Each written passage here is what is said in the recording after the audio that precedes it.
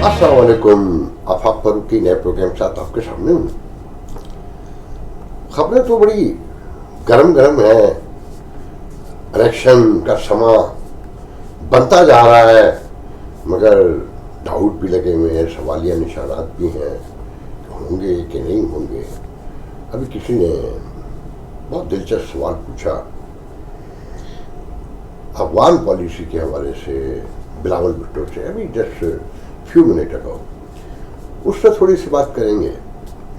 फिर जो MK मुत्तहदा इत्तेहाद हुआ है और जिसमें बड़ी लय दय हो रही है, बड़ा सटायर हो रहा है, ह्यूमर और सभी कुछ, और उस पर जनाब राना सनाउल्लाह का जो दिलचस्प बयान है उस पर बात करेंगे। और जो इंतहाई गहरी स्ट्रेटजी है, डीप स्ट्रेटजी, और जिसे डेप्थ कहते हैं ना, स्ट्रेटजी की डेप्थ MKM की, उस पर बात करेंगे। और फिर फॉरेन फंडिंग केस की समाअत हो रही है सुप्रीम कोर्ट में। वहाँ जो जस्टिस अतर महमूद ने खान साहब की सदाकत और अमानत पर जिस कमाल हुनर से सवालात उठाए हैं और जो कुछ सामने आया है बहुत शर्मनाक है। देखें, इंसानी ज़िंदगी में इससे बड़ा वाक़या नहीं है कि पैगंबरों को भी आम रास्ते से गुजारा है। मैं कहता हूँ ना कि नेचर जो है एक दायरे में है, एक फ्रेम में है, एक उसूल में के साथ है कि कोई एक चीज़ डिसऑर्डर होती है वो फारिग हो जाती है। सबसे बड़ा वाक़या है ना कि जब आप पैगंबरी का दावा करने निकलते हैं तो पहले लोगों को जमा करते हैं और पूछते हैं कि लोगों कि फारान की चोटी के लश्कर, फारान की चोटी के अक़ब से अगर कोई लश्कर जर्रार तुम पर हमलावर होने के लिए आ रहा और मैं बताऊं कैसा होने वाला है कि तुम मानोगे। उन्होंने कहा मोहम्मद, तूने कभी झूठ नहीं बोला, तुमने कभी गलत बयानी नहीं की, तुमने कभी लेन देन में धोखा नहीं किया, तो तुम कहते हो तो दुरुस्त ही कहते हो कि पहले एक बाअमल जिंदगी थी पूरी जिसमें कहीं शक की कोई गुंजाइश नहीं थी। मैं तो यहाँ तक कहता हूँ कि गैर मज़ाहिब के लोग मोहम्मद सल्लल्लाहु अलैहि वसल्लम को नबी ना भी न माने तो एक ग्रेट ह्यूमन बीइंग जरूर तस्लीम करते हैं, पॉलिटिशियन तस्लीम करते हैं, इंटेलेक्चुअल तस्लीम करते हैं और एक इंतहाई बाकिरदार फर्द के तौर पर देखते हैं। किताबें मौजूद हैं। मगर ये सादिक अमीन बहुत ही अजीब थे। खैर, उस पर बात करेंगे। और फिर क्रिकेट पे आज थोड़ी सी बात कर लेते हैं। देखें जी, अभी खबर देख रहा था कि जी इंग्लैंड को 400 रन का टारगेट देना है, अगर रन रेट भी चाहिए, हराना भी है, और 112 पे उसको आउट कर लेना है। 288 रन चाहिए जीतने के लिए, इतना मार्जिन। और कौम फिर दुआओं पे लगी हुई है, पूरी रियासत दुआओं पे खड़ी हुई है। इनकी दुआओं से बनी हुई थी, बनाने वाले कोई और थे, मगर जब से बनी है इनके हवाले की गई है, ये दुआओं पे खड़ी है। हर मामले में हम भी बचपन में जब मैच होता था टीवी के सामने बैठते थे और दुआएं शुरू हो जाती थी, मगर हमारी दुआ कभी लगी नहीं इस टीम को, और ना आपकी दुआ कभी लगी, हमने नोट किया है। मुझे कल रात एक इंतहाई बाखबर साहब बता रहे थे कि ये टोटल वर्ल्ड कप जो है जुआ है और इस जुए को मुकम्मल तौर पे हिंदुस्तान ने खरीदा हुआ है। पूरी दुनिया को पता है। आप लोग में से बहुत से जो मुझे कंटिन्यू फॉलो करते हैं, याद होगा कि मैंने लिखा था सट्टे का सबसे बड़ा दुनिया में खिलाड़ी जो है क्रिकेट का वो वसीम अकरम है। और अभी जो इंज़मामुल हसन का किस्सा आया है, रिजवान का, बाबर, इन सब का आपने सुन लिया होगा कि कैसे खिलाड़ी खरीदे बेचे जाते हैं, क्या गेम होता है। तो वो साहब बता रहे थे कि ये पूरा वर्ल्ड कप और इसका फैसला पूरा खेल का होता है। PPL जो हिंदुस्तान की टीम जो डोमेस्टिक खेल होता है, जैसे हमारे IPL है, LPP क्या PLL समथिंग लाइक दैट, मुझे तो मैं तो फॉलो करता नहीं हूँ। तो वो बता रहे थे कि ये सारी टीमें उन्होंने खरीदी हुई है, हिंदुस्तान फैसला करता है। خاص کر بنگلہ دیش، سری لنکا، زمبابوے، پاکستان اور افغانستان. اور فیصلہ وہ ہوگا جو ہمارے محترم ہندوستان چاہیں گے. اور ٹکا کے سٹا لگا ہوا ہے، دولت لگی ہوئی ہے. اچھا، اس کا ثبوت آج صبح ایک اور دوسرے دوست نے دیا. اس نے کہا کہ دیکھیں یہ جو آخری میچ کھیلے ابھی بنگلہ دیش کے خلاف، تو آخری 3 اوور میں رضوان اور فخر نے 3 اوور میں 8 رن شاید بنائے.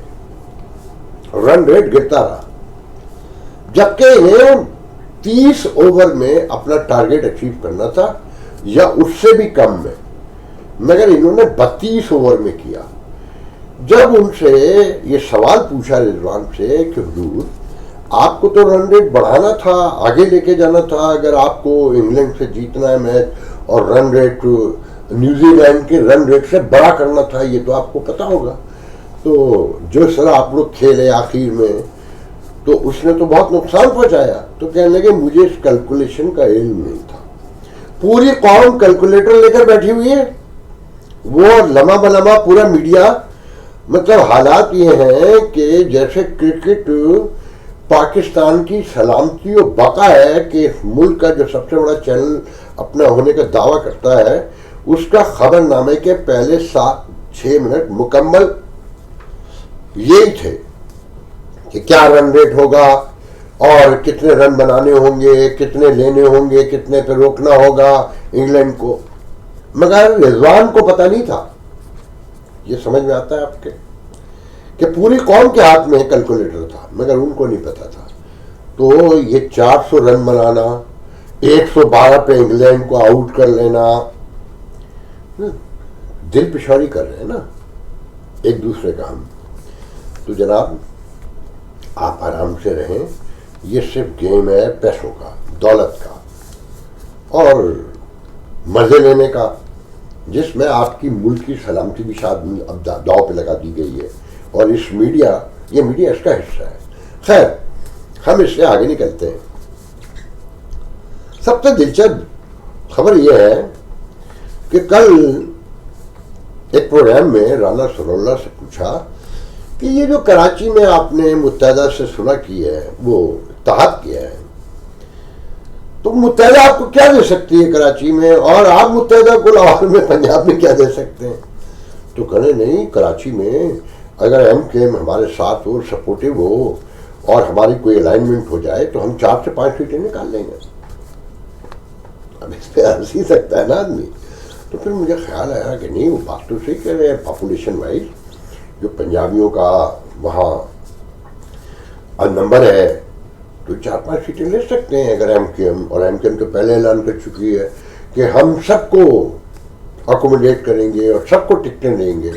سیاست مہاجروں کی کریں گے اور ٹکٹ سب کو دیں گے. مہاجروں کو، اردو اسپیکنگ کو یہ بتائیں گے کہ ہم تمہاری جماعت ہیں اور تعصب پھیلائیں گے، لسانیات پھیلائیں گے، مگر جب ٹکٹ دینا ہوگا تو سب کو دیں گے. مہاجر سیاست کریں گے، نام متحدہ رکھیں گے کہنے کے اوپر، نبیل گبول کو یافتہ واسطے کھڑا کریں گے. آپ ان کے لطیفے دیکھیں. تو پھر مجھے خیال آیا کہ ہاں یہ بات تو صحیح کہہ رہے ہیں، سب کو دے رہے ہیں انہوں نے ٹکٹ. تو یہ 5 سیٹیں ان کو دے دیں گے، نون لیگ کو. تو پھر جی ڈی اے سے بھی انہوں نے اتحاد کرنا ہے تو 5 سیٹیں جی ڈی اے کو دے دیں گے. 17 کا وعدہ کیا ہے نا اسٹیبلشمنٹ نے ان سے، جو میری اطلاعات ہے. جی ڈی اے سے اتحاد کریں گے، پیپلز پارٹی کو شکل دینی ہے تو 5 جی ڈی اے کو دے دیں گے.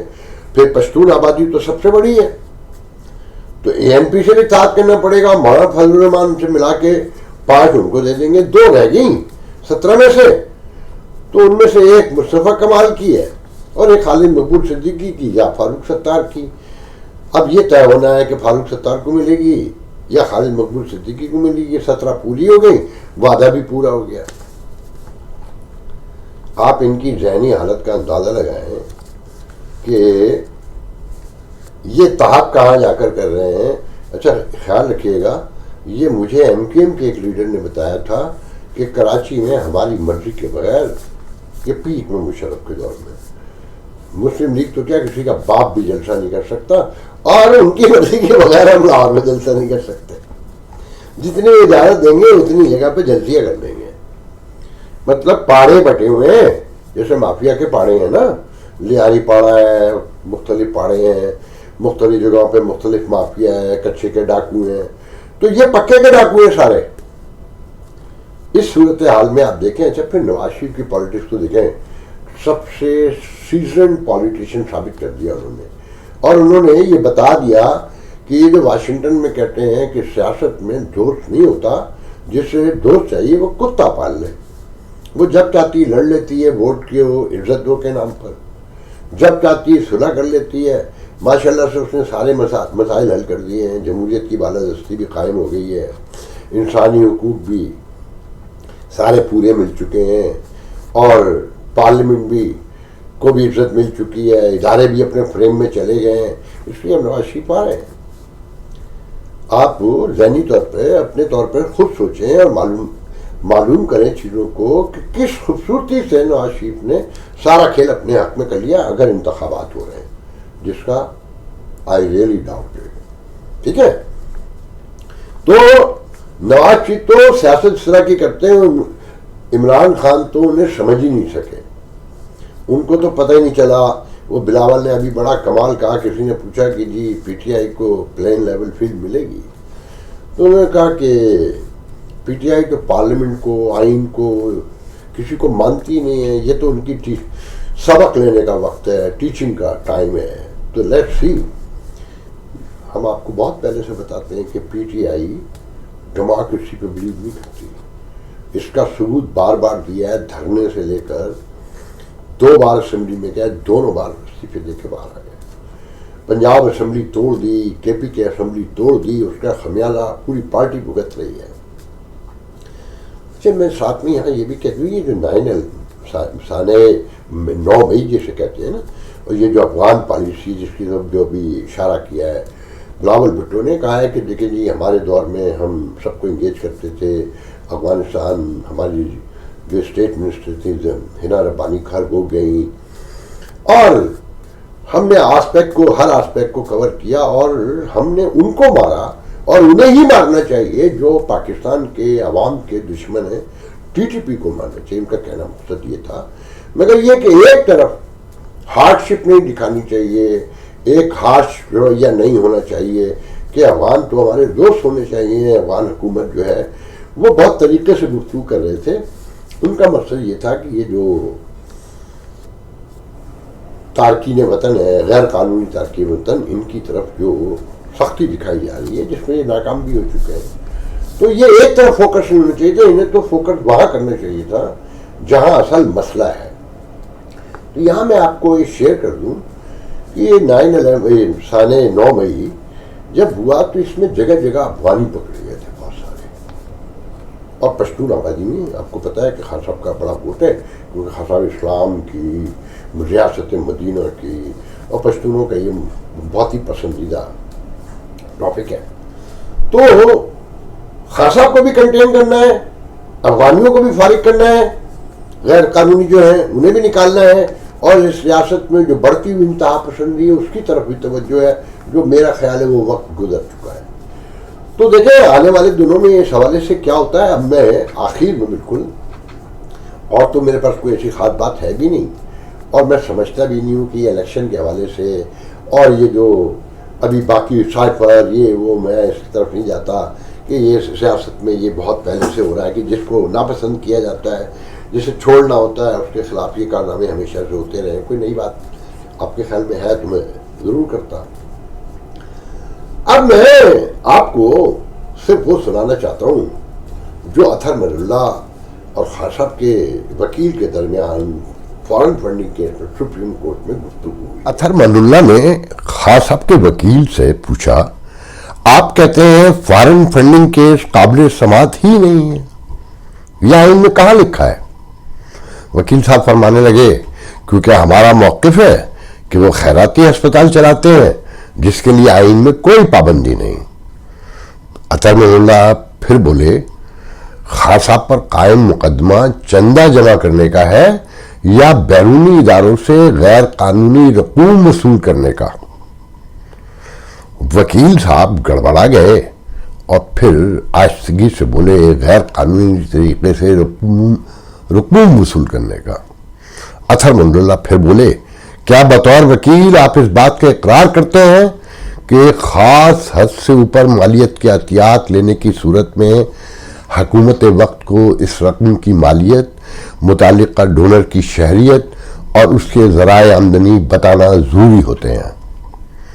وکیل صاحب پھر گردن جھکا کر کھڑے رہے اور پھر آہستگی سے بولے جی یہ بات آئین میں درج ہے۔ جسٹس اطہر منڈاللہ نے پھر کہا کیا میرے سامنے موجود عمران نیازی کے بینک اکاؤنٹس کی تفصیلات مصدقہ ہیں اور کیا آپ کے پاس ان کی کاپی بھی موجود ہے؟ نیز کیا آپ نے ان کا مطالعہ بھی کیا ہے؟ وکیل صاحب جی یہ دستاویزات مصدقہ ہیں اور میرے پاس ان کی کاپی موجود ہے۔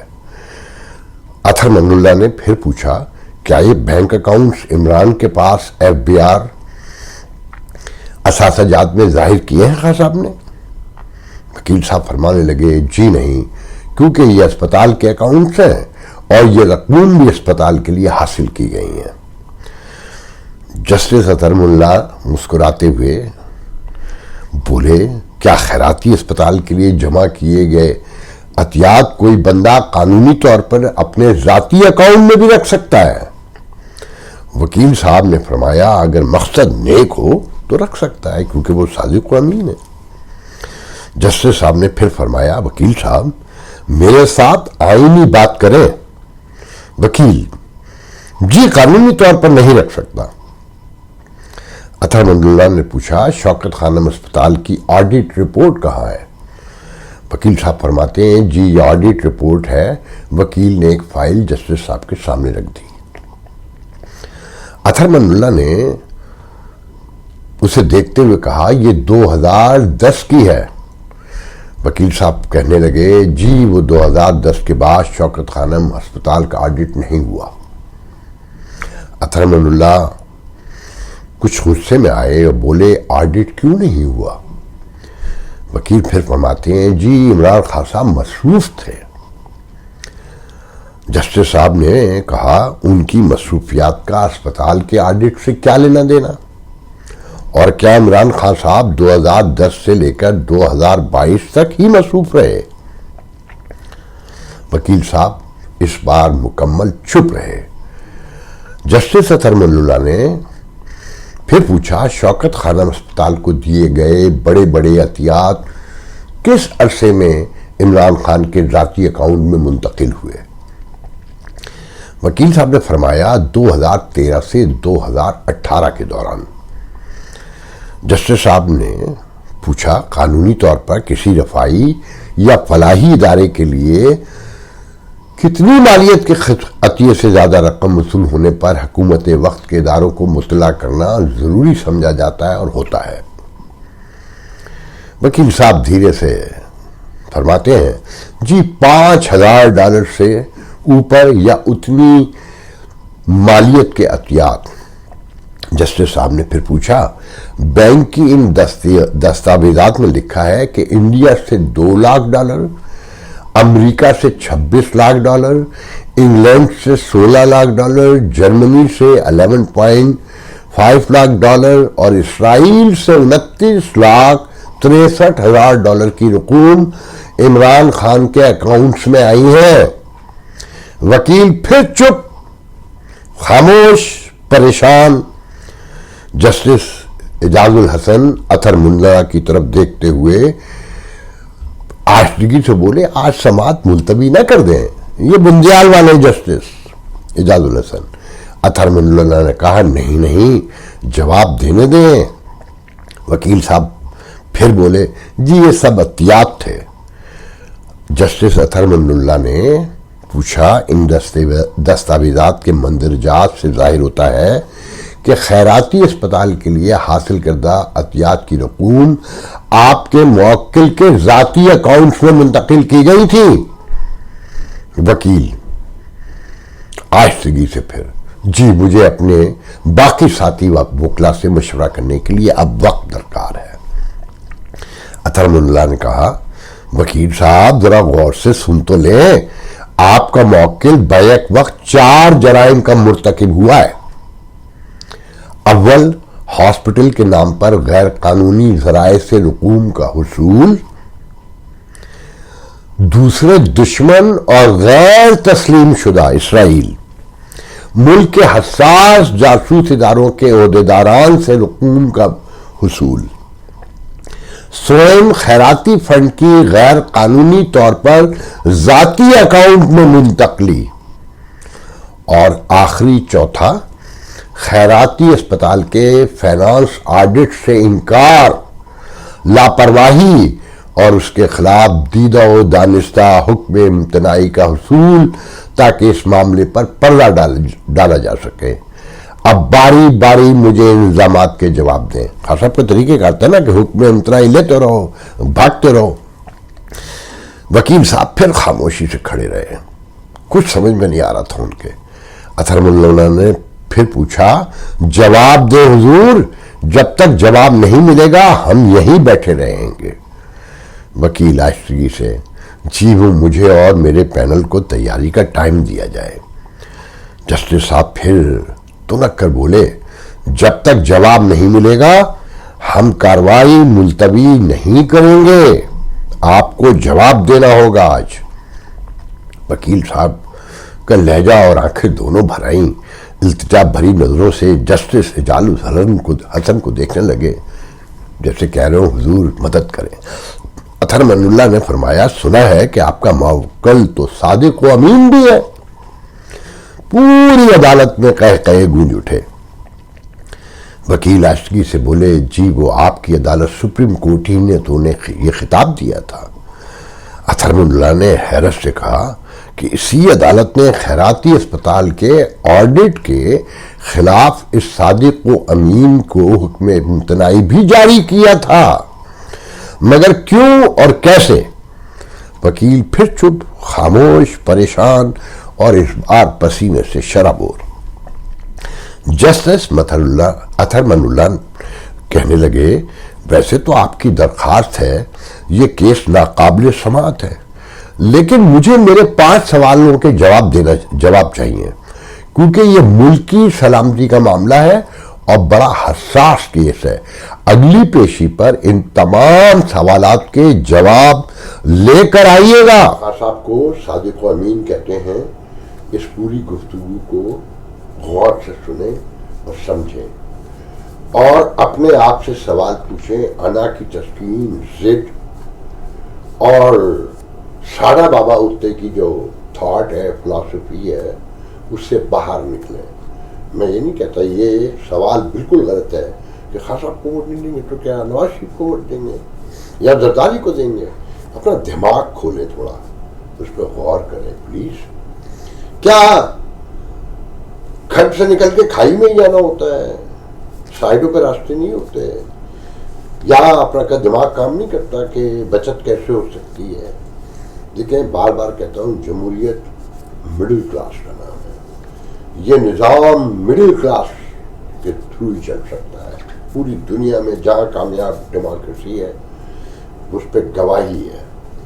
تو جو صادق و امین ہوتا ہے نا، اس کے بیانات میں روزانہ کی بنیاد پہ یو ٹرن جسے جھوٹ کہتے ہیں تضادات نہیں ہوتے۔ آپ اس بات کو کیسے جسٹیفائی کریں گے کہ خیراتی پیسے کو اپنے ساتھی اکاؤنٹ میں ڈالا ہوا تھا؟ آپ یقین کریں اگر یہ صحیح معنوں میں اس ملک میں غیر متنازع ادارے ہوتے تو خان صاحب نہیں درجنوں لوگ پھانسی چڑھتے۔ اتنے بڑے بڑے فراڈ ہوئے ہیں، اتنے بڑے بڑے فراڈ ہو رہے ہیں اور ریاست سپورٹ کرتی ہے۔